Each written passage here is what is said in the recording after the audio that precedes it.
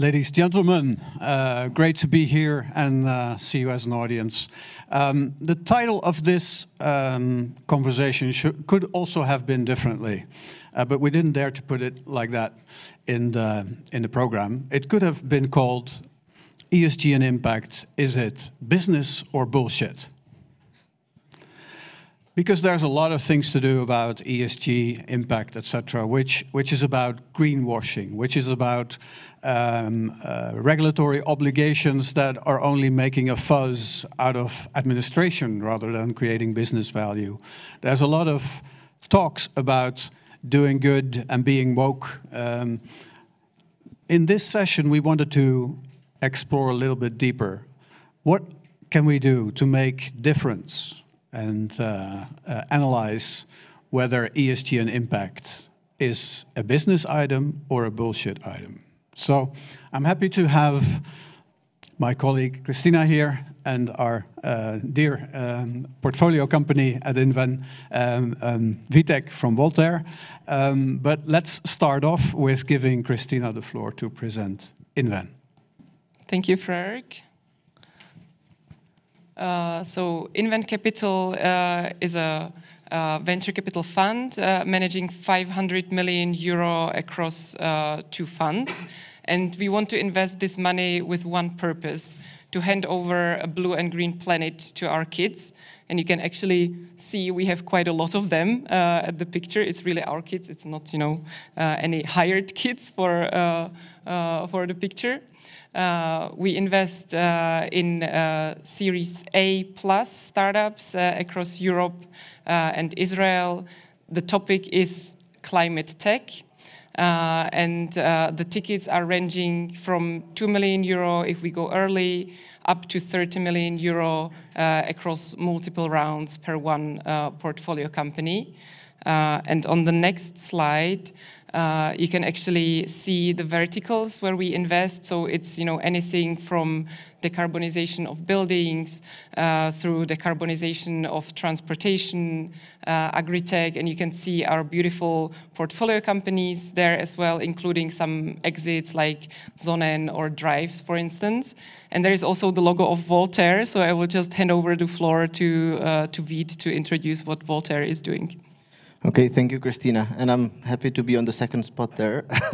So hello, my name is Vit, I'm from Woltair. What we do at Woltair, we're building a digital platform that connects consumers, technicians, and supply chains in order to facilitate and accelerate the adoption of clean energy technologies for residential buildings. What it really means is that we have a technology marketplace online where a consumer can, within a matter of minutes, get an advisory of what clean energy technology, being heat pumps, PV system, e-mobility charging, and so on, and get a personalized advice and select and make a purchase. On the back end to that, we have an applications for installation technicians that facilitates their lives, increases their productivity, and enables them and deploys them to install those jobs. This enables us basically to reach hundreds of installed heat pumps and PV systems a month currently, and reach kind of 500% year-on-year growth as in terms of number of jobs delivered. We are now present and operating in the Czech Republic and Poland, and very soon we'll be also launching our operations in Germany and Italy. Okay, thank you, Vit, and I think I will kick off with the first question to Freerk. Actually, I said in the intro that impact is important for us at Inven, but it actually hasn't been like that since the beginning. We started in 2014 more as a theme investor in energy transition because one of our LPs is a utility company. And we really saw the business opportunity in this space. We saw, the level of innovation that is happening there. And from similar reasons, we expanded to other climate tech verticals. So we do care as individuals in the investment team about impact, but actually we are not pushed by any of our LPs to report on impact or calculate anything. So my question on you, Freerk, would be, why is it actually important for us to calculate impact of our portfolio companies? What value does it bring to us as Inven and the portfolio companies? Well, thank you for that question. Let me start off with making sure that we have a common understanding of what it means to measure impact, because there's many ways to make an impact in this world, and as we are a climate tech fund, we focus on the climate impact, which is measured in terms of CO2 avoided or taken out of the atmosphere. Now, why is that important? I think there are primary business reasons, business requirements to do so. Whether you're a startup or an investment fund, it's equally or similarly important from, I think, 2 or 3 main perspectives. One is strategy. Our world is going to be more and more carbon constrained. We need to work in an environment where we make money in an environment that forces us to take the carbon emissions out and take even carbon out of the atmosphere. So if you do a business analysis, it's not just about how do you make money, it's also how do you make sure you make money in a world where carbon becomes either a liability or an asset. So that's one business reason. Another is an engagement reason with your stakeholders as a company or a fund. You either have to do with other investors, with your LPs as a fund, or you have to do with your shareholders, and not to forget your employees and your customers as a company, that will value increasingly in what way, in an honest way, you're dealing with the carbon constraints and the climate issue.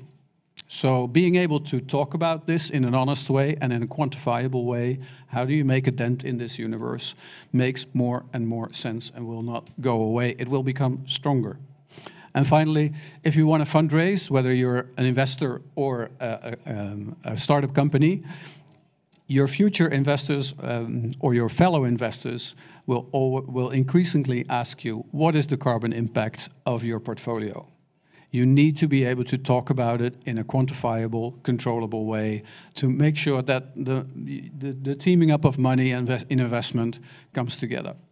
So that's my point, and I would love to give the floor to Vitek to hear from a real perspective as a business.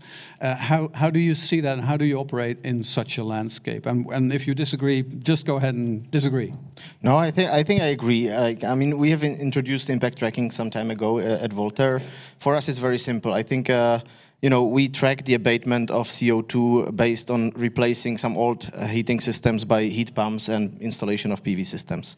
And actually, there's significant business benefits that we perceive from this. On one hand, first, actually, we've learned that the impact that we generate is very closely tied and correlated with our business performance.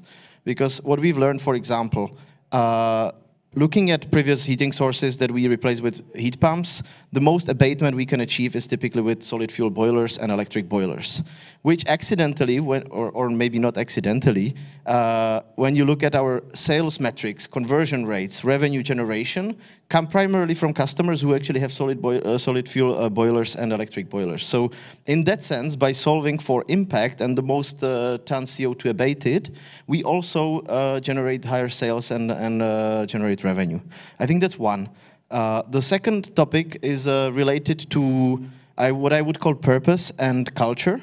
So we have also learned that increasingly people care about where they're going to work, not only in terms of conditions, salaries, and so on, but actually they do care about the impact they can make as part of their job. And we've been quite successful in hiring some people who really kind of claimed, we like Woltair because what you're doing is something good for the world. And by being able to show them that we're actually tracking that impact and we're achieving that impact, helps us in hiring, but also retention. Yeah, and the third one, sorry, very quickly, it's also partnerships. For example, we partner up with financial institutions, giving credit to our customers. And we are also the only ones on the market being able to provide them with live reporting of the impact that we can achieve in terms of CO2.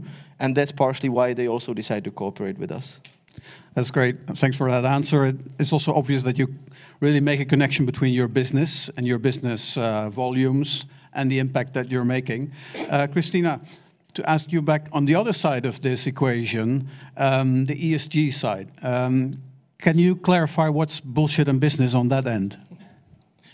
Okay, thanks for the question, Freerk. And maybe to clarify at the beginning also the difference between ESG and impact, because these are two interlinked topics, but they still differ. So how we see ESG is really the internal organization of the companies, and then impact is about what impact you create with your product and services.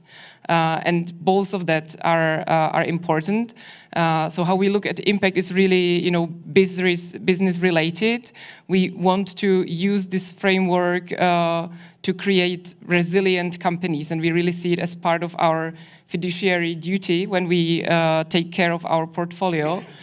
So it's a lot about risk management, of course, being compliant with all regulations and not hurting the environment or the communities around you. But it's also about creating new opportunities. For instance, if you have a diverse team, they can maybe come up with, different tweaks of the product so that you can actually find new customer segments and maybe create additional revenue.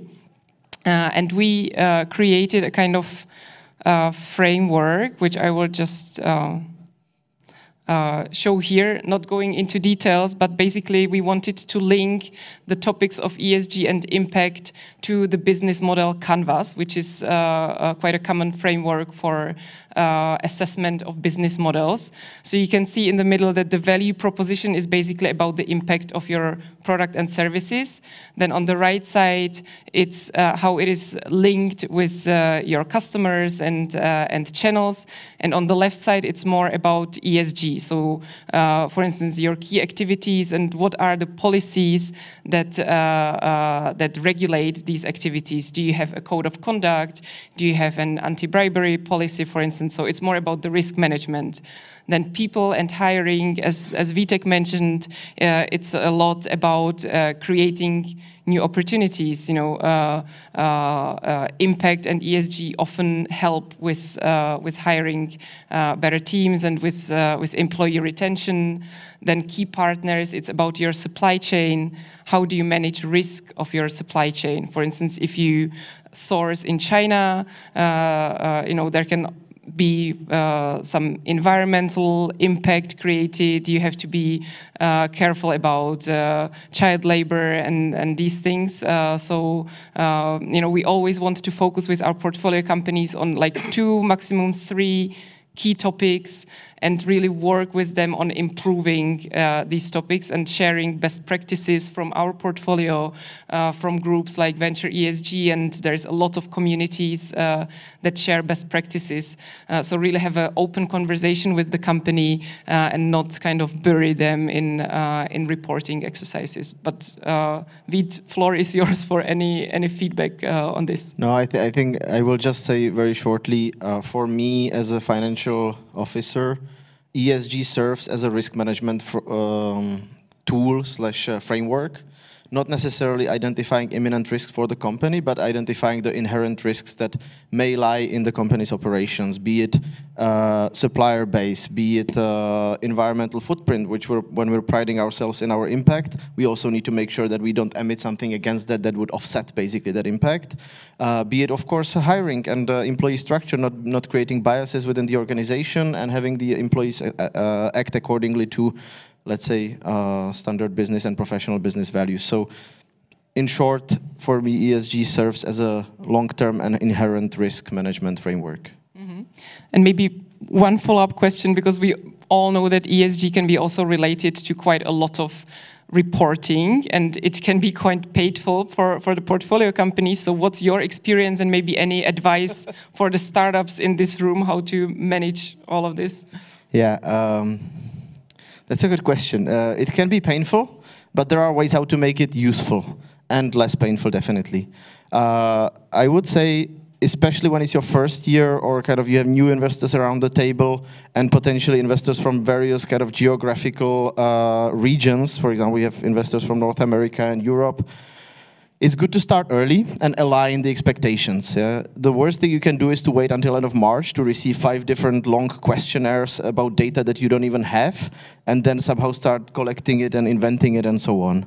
What I would say is just form a group within your board, review everyone's kind of expectations around ESG, discuss how it ties to your business, and align expectations in terms of the reporting early on, which will also provide you enough time to collect the data, maybe start collecting the data, but also will simplify the life in the reporting going on. Well, thank you. That leaves us 10 seconds to see whether there's anyone still believing that the bullshit factor is bigger than the business factor. We're a clear advocate of focusing on the business value of ESG and impact and being very pragmatic about it, make it a true topic for business and investment. Thank you so much. Thank you. Thank you.